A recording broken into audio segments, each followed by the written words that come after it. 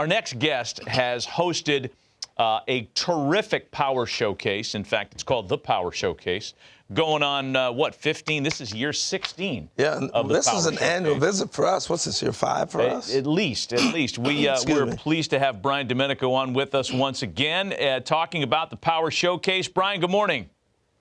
Harold, Matt, as always, it's really nice to see you, and I appreciate you having me on. Well, we appreciate you coming on with us to kind of introduce our viewership to some of the kids that you've discovered and showcased in your Power Showcase. I mean, boy, the list is unbelievable. We watch the video of this thing all the time. Among the players that you had, and I guess you could talk on all of them, who's made your eyes pop the most at the Power Showcase?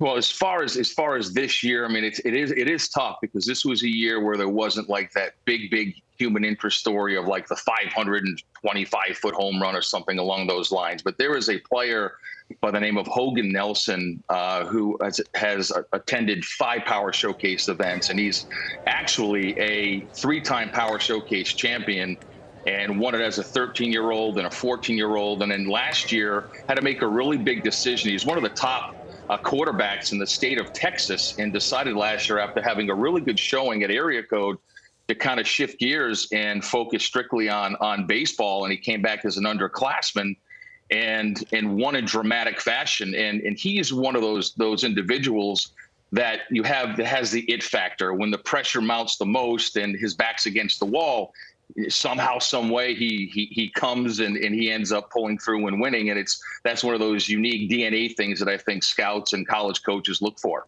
Hey, Brian, I think we're in a unique time, too, where guys have perfected the home run.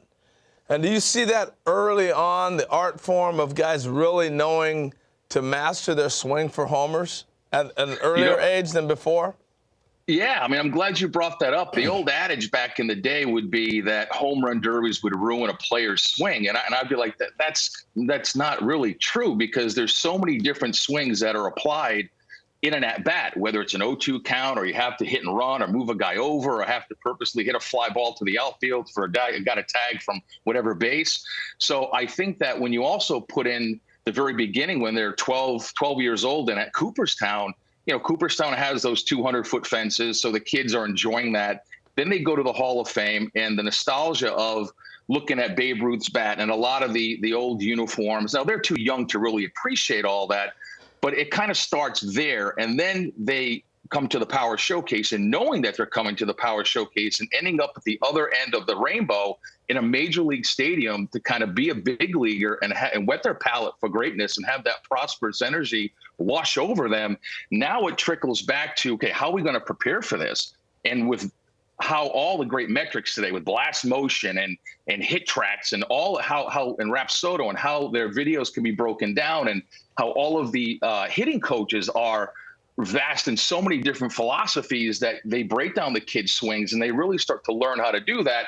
Now, you can attest to this, Harold, that when you hit a ball and you square one up, it's smooth. It's one of the most beautiful moments in all of baseball, and obviously you have to elevate to celebrate.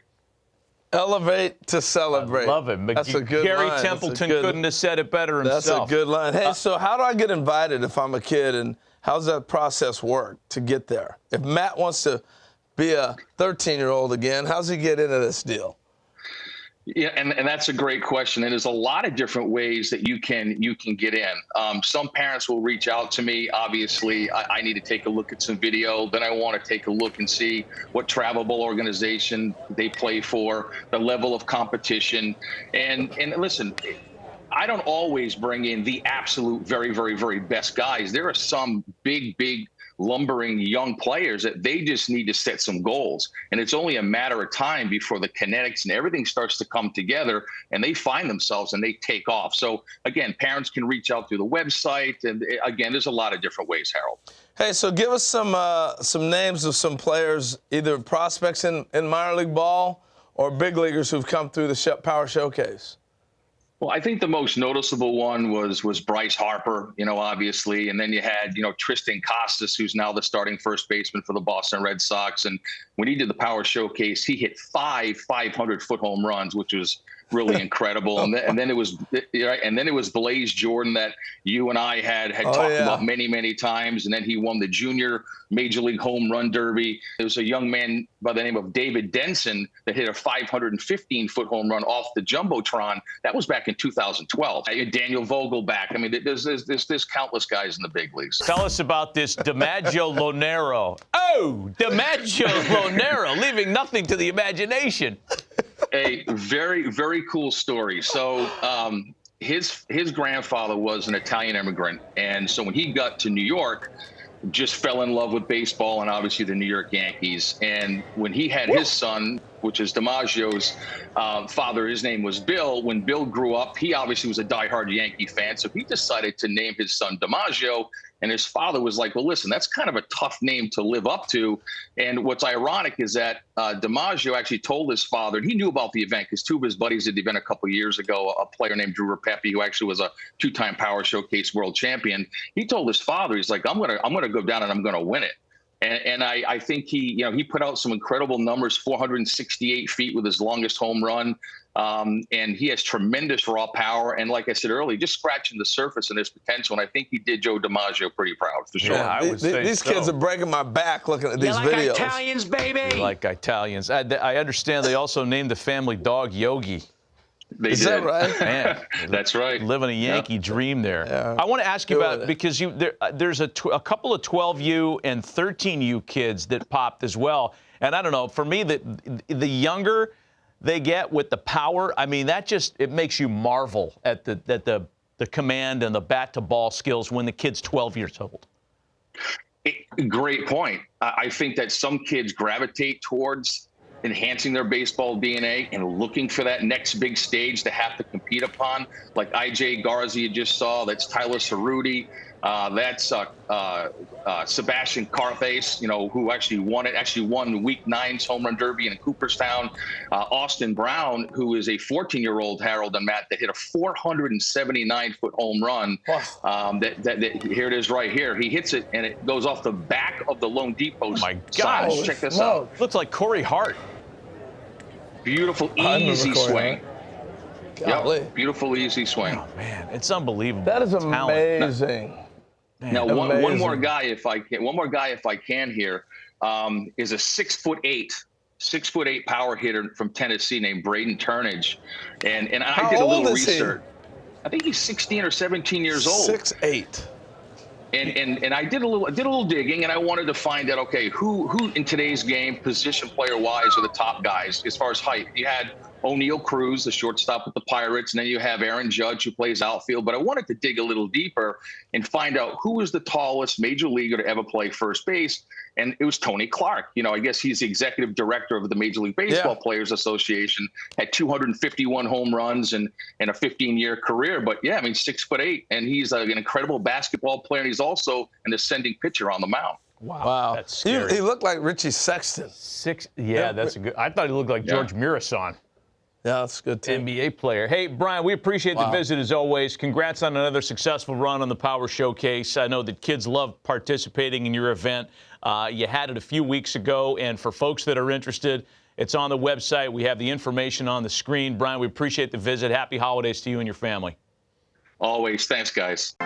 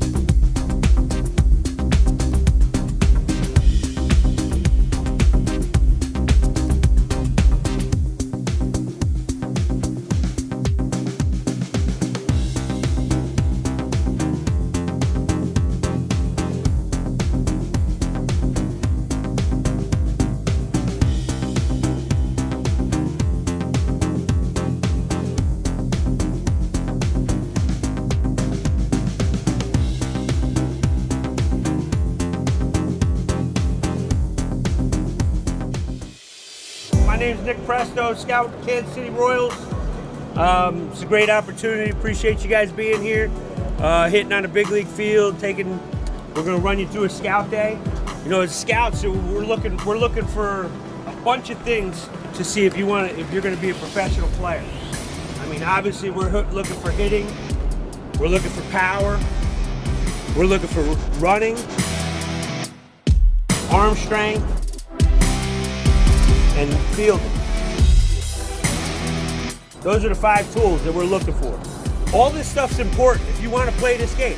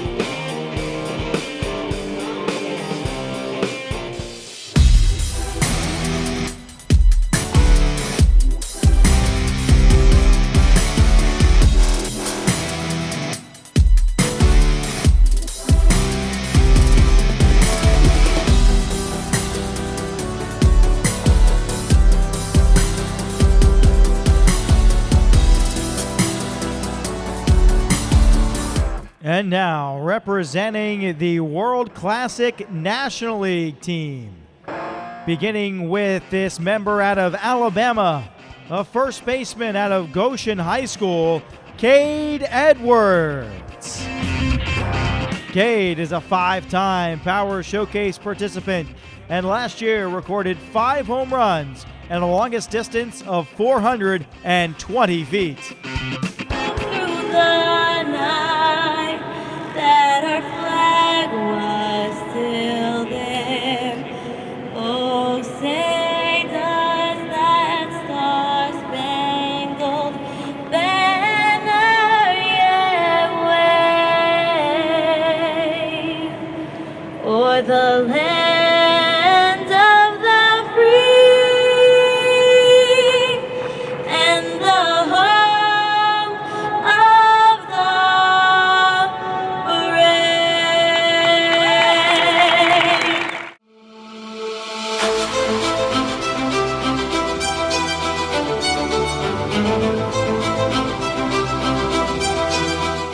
Now stepping in, representing Alabama in the featured group, please welcome Cade Edwards.